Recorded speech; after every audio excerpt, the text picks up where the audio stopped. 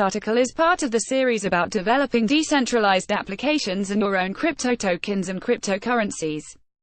In this part, we'll cover how to best get started with your own private blockchain, how to run commands on it, and how to mine on it. This article will have no code, we will only set up a good starting infrastructure. To have an easier time following along, it is recommended, but not obligatory, to read the following material. This article will require you to run certain commands from the terminal, a special program present on every operating system and used to execute commands without a graphical interface. Some commands are only accessible that way. On OS X and Linux operating systems, that program is built in and is called terminal. You can find it by simply searching your system. On Windows, there is the command prompt, CMD, also findable in simple search, or the shell terminal. The best version of shell called Git Bash can be downloaded by installing Git tools. Alternatively, newer versions of Windows have the Linux subsystem, which lets you use a whole Linux system inside of Windows. Introduction: whenever you're starting a new application or project on the Ethereum blockchain, it's good to have a test environment on which to deploy your application for free so that you can properly break it and find its holes. Apart from using testnets where you need to obtain fake ether and be connected to the internet, a good option is running your own private blockchain, either via a simulation like TestRPC, or through your own private blockchain. The private blockchain approach is the one we'll be taking here. TestRPC, like most Node.js software packages, has some bugs which aren't currently resolvable, so it'll be covered in a future post. Prerequisites: for starters, you need some disk space.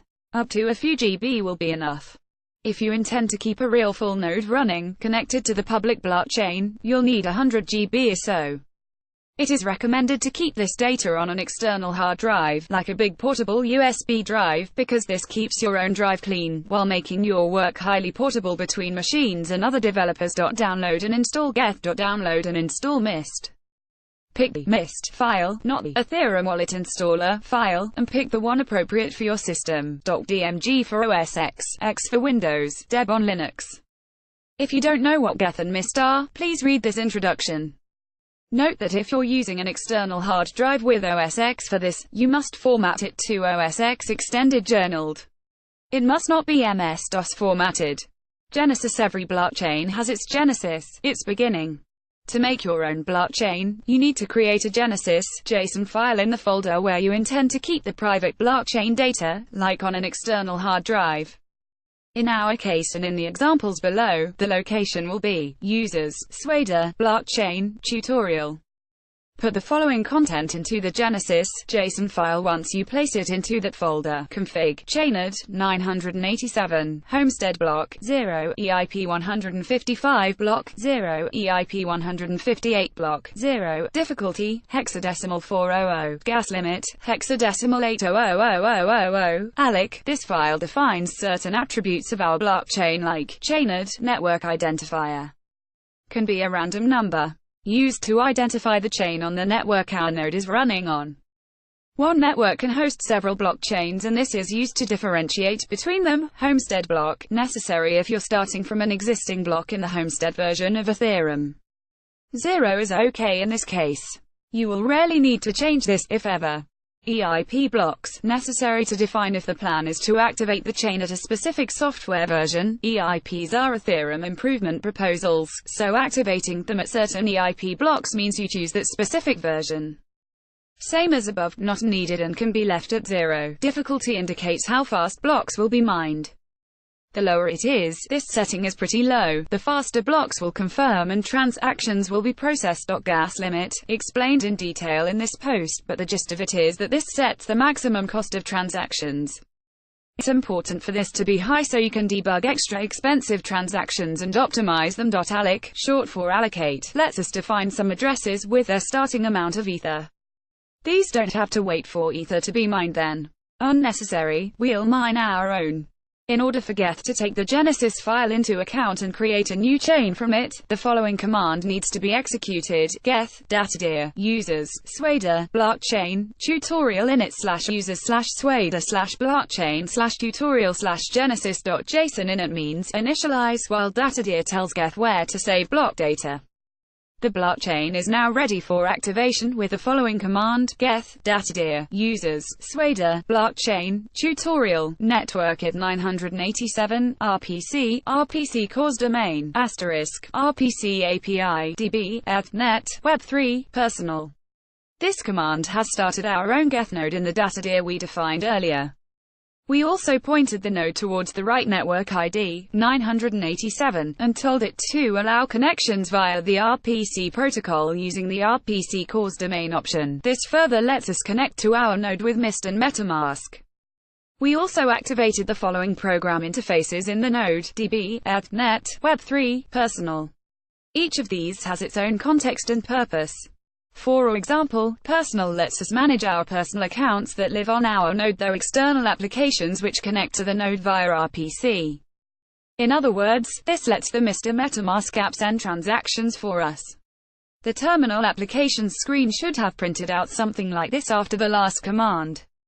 Bruno's MVP tutorial Swader $geth datadir network id 987 RPC cause domain asterisk RPC API DB net web3 personal info 0123 21 hours 46 minutes and 22 seconds starting peer-to-peer node instance equals geth v1.7.3 stable Darwin AMD 64 go 1.9.2 info 0123 21 hours 46 minutes and 22 seconds allocated cached and file handles database equals users Swader blockchain tutorial geth chain data cache equals 128 handles equals 1024 info 0123 21 hours 46 minutes and 22 seconds initialized chain configuration config equals chained 987 homestead 0 DAO support false EIP 150 EIP 155 to 0 EIP 158 to 0 Byzantium engine unknown info 0123 21 hours 46 minutes and 22 seconds disk storage enabled for Ethash caches dir equals users Swader blockchain tutorial geth Ethash count equals 3 info 0123 21 hours 46 minutes and 22 seconds disk storage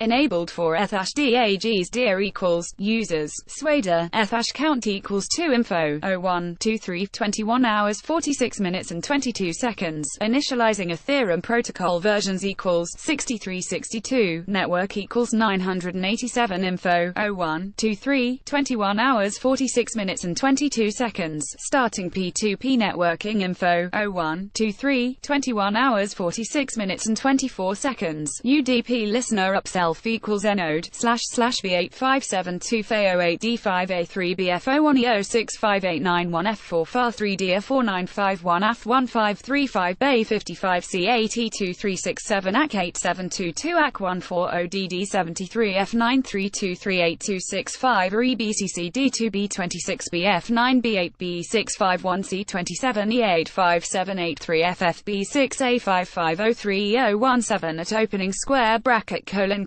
closing square bracket colon 30303 info 0123 21 hours 46 minutes and 24 seconds RLPX listener upself equals node /b8572 FA08 D5 A3 BF01 E06589 F4 FA3 DR4951 F1535 Bay55 C8E2367 AC8722 AC140 DD73 F9323825 EBCC D2B26 BF9 B8 B651 C27 E85783 FFB6 A5503 E017 at opening square bracket colon closing square bracket colon 30303 info 0123 21 hours 46 minutes and 24 seconds IPC endpoint opened /users /swader /blockchain /tutorial /geth.ipc info 0123 21 hours 46 minutes and 24 seconds HTTP endpoint opened http://127.0.0.1 port 8545 The geth console it's time to connect to the active geth node we're running.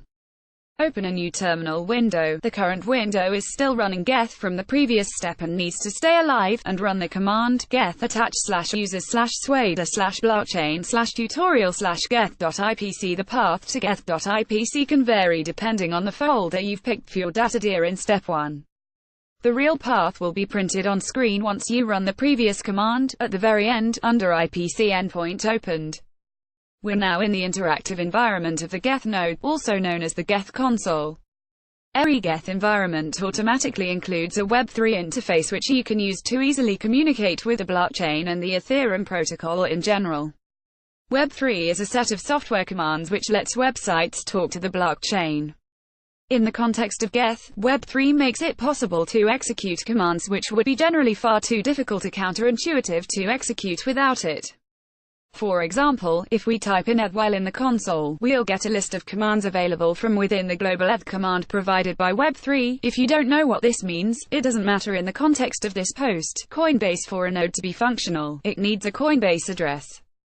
That address is the address which will receive ether mined on that node and has nothing to do with the exchange of the same name. When setting up a new node, the Coinbase address is empty and undefined and needs to be created. You can see this by running eth.coinbase. To make a new one, run personal.new account, password, replace password with a password you'll use to unlock these wallets. Don't forget it. If you do, all mined ether will be lost. When running eth.coinbase subsequently, it will show a value. Meaning you can check how much ether an address has by running the eth.getBalance command, which accepts an address as a parameter. Let's check the balance of the newly created Coinbase address. When sending a transaction in order to send ether, send tokens, or run a decentralized application, it's necessary to mine that transaction in order for it to be confirmed and included into the blockchain. This is also the only way for the Coinbase account to get some ether, other than by sending directly to it. It's very easy to run private mining. Just type miner.start 1 into the console, let it run for a while, then run miner.stop. During miner.start's running time, the previous terminal screen, which is still running Geth, will show signs of life. After mining has been on for a while, the balance of the Coinbase account will have changed. The balance is shown in way, the smallest possible Ethereum blockchain's unit. To get the ether balance, in this case 225, it's necessary to divide by 10 to the power of 18 to run the command web3.fromway with eth.getBalance, eth.coinbase as the argument. Note, miner.start can accept a whole number, integer, as an argument, like so, miner.start 1. This number is the number of processor cores to use for mining. More cores means faster mining but also more work, and power, and heat, for your computer. For development purposes with a low difficulty in the Genesis file, even a single core is usually fast enough to be almost instant.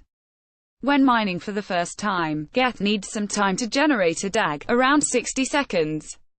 Let it finish and it will continue as planned on its own. The DAG is a set of information which is needed for ether mining, explained in more detail in this technical paper. Conclusion: running your own blockchain for development, experimentation and learning is very easy. Ether is easy to mine in a private environment, and this approach is very appropriate for not only fearless programming but also for measuring how much gas your transactions will cost exactly. In the next article, we'll cover how to add new nodes into the network to create a full multi-miner blockchain, and how to connect MyEtherWallet, Mist, and MetaMask to our private blockchain. Also, this and much more will also be covered at the coming Block Split conference. If you found this article useful or interesting, please consider donating to keep our operation running.